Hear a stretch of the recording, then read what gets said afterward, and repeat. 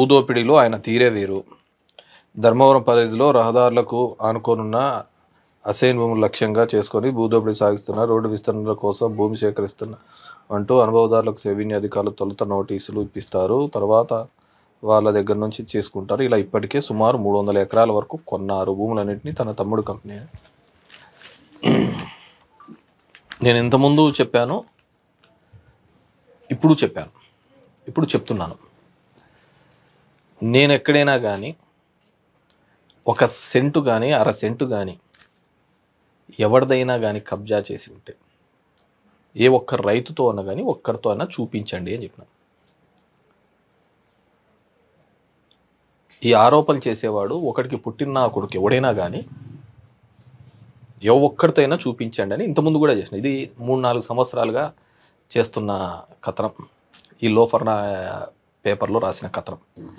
నా క్యారెక్టర్ని అసాసిన్ చేయాలా అని చెప్పి నేను ఎప్పుడు చెప్తున్నా. నాకే రాజకీయాల మీద మోజుబడో దూలబడో రాలేదు. ఈరోజు రాజకీయాల్లో నేను ముందుకు ఎదుగుతున్నాననే ఉద్దేశంతో ఈ పత్రిక నాకు 2 నెలల కిందటే తెలుసు.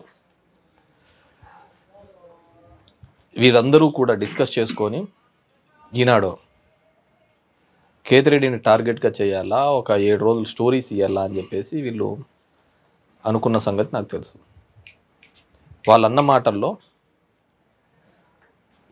ఈ ఏబిఎన్ రాధాకృష్ణ కావచ్చు, వీళ్ళు ఏడో చోటైనా బ్లాక్మెయిల్ చేసుకొని బతికేస్తాడు. గవర్నమెంట్ కన్నా రాకపోతే, తెలుగుదేశం గవర్నమెంట్ రాకపోతే, జగన్మోహన్ రెడ్డి మళ్ళీ ముఖ్యమంత్రి అయితే నేను చేసిన పాపాలు చిట్టీల వ్యాపారంలో కావచ్చు, మిగతా చేసిన ఫ్రాడ్లన్నీ కూడా బయటికి తీసి నన్ను లేకుండా చేస్తాడు అని వాళ్ళ పత్రికా యాజమాన్యం అంతా కూడా మాట్లాడుకొని ఈ విధమైన కథనాలు రాస్తున్నారు. కడుపుకు అన్నం తినేవాడు ఎవడైనా సరే 300 ఎకరాల వరకు ఏ విధంగా కొన్నారు, కబ్జా చేసుకున్నారు, 10ల సంఖ్యలో మున్సిపాలిటీ రిజర్వ్ స్థలాలు కబ్జా చేసినారు అని రాసినాడు. ఒక్కటైనా కానీ మీరు చూపియండి అని నేను ఎన్నోసార్లు అడిగా. ఎందుకు చూపిలేకపోయినారు? కడుపుకు అన్నం తింటున్నారు కదా, లేదంటే మా సులభ్ కాంప్లెక్స్ వెనకర గేట్ దగ్గర పోయి తింటున్నారు ఏమన్నా? రాసే రాత కన్నా ఉండాలి కదా. లోఫర్ నాయలు రాసిన దాంట్లో ఇంకోటి, ఆయన బడిలోనే చదవాలి అంట. ఈ గాడిదలకు అర్థం కాదు అంటే 2019లో వైకాపా అధికారంలోకి వచ్చాక ధర్మవరం పట్టణంలోని 4 ప్రముఖ కార్పొరేట్ పాఠశాల యాజమాన్యాలను భారీ మొత్తంలో డబ్బులు డిమాండ్ చేశాడు. చెప్పు తెగేదా కొడతల్లా. ఏ గాడిద నా కొడుకు చెప్పాను నీకు? నేను స్కూల్స్ అనేది హైయెస్ట్ ఇంపార్టెంట్ ఇస్తుంటాను.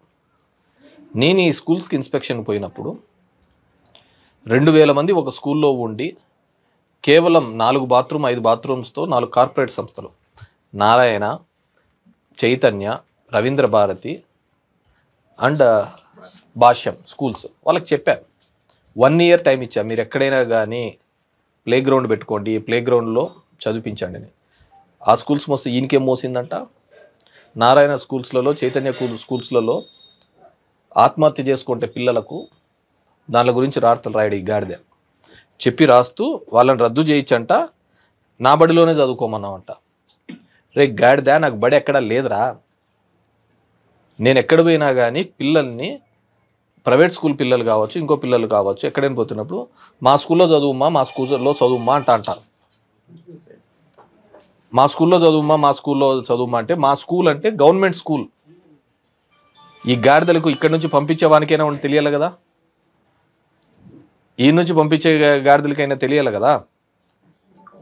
ఆయనకి స్కూల్ లేదురా, పాడు లేదురా, పొద్దున్న లేచిన నుంచి తిక్కోనిలాగా జనాల్లో తిరుగుతూ అంటాడు అని ఈ నుంచి పంపించే గాడిదలకి ఏం తెలుసు? మా స్కూల్ అంటే గవర్నమెంట్ స్కూల్స్. మా స్కూల్లో మిగతా స్కూల్కు కంపారిజన్ ఏ విధంగా ఉంటుందని కూడా చెప్పిన. మా స్కూల్లో ఇచ్చే ఫుడ్ ఎలా ఉంటుంది, మా స్కూల్లో ఉండే చదువు ఎలా ఉంటుంది, మా స్కూల్లో ఉన్న డ్రెస్ ఎలా ఉంటుందని. అదిరా మా స్కూల్ అంటే నేను అనేది. ఈ గాడిదలకు మా స్కూల్ అంటే తెలీదు. ఏది పడితే అది రాసుకుంటా పోయినారు. ఇప్పుడు కాదు, 3 ఏళ్ల నుంచి రాస్తారు. దీనికి తోడు తానా తందానా అని ఈ 2 తెలుగుదేశం పార్టీ వాళ్ళు వీళ్ళు తెలుసుకోవాలి కదా. 4 ఏళ్లలో ఉన్నారు, మీకు ధైర్యం లేకపోయింది ఒకటి చూపించడానికి. ప్రతిపక్షాలకు ఉన్నారు కదా, మీరు చూపించాలి కదా ఒకటన్నా. ఒక రైతన్న కంప్లైంట్ చేయాలి కదా, ఒక రైతన్న ఇక్కడ ఇలా జరిగింది అని చెప్పి ముందుకు రావాలి కదా, నా భూమి లాక్కున్నాడు అని చెప్పేసి. నోటికి ఎంత పడితే అంత.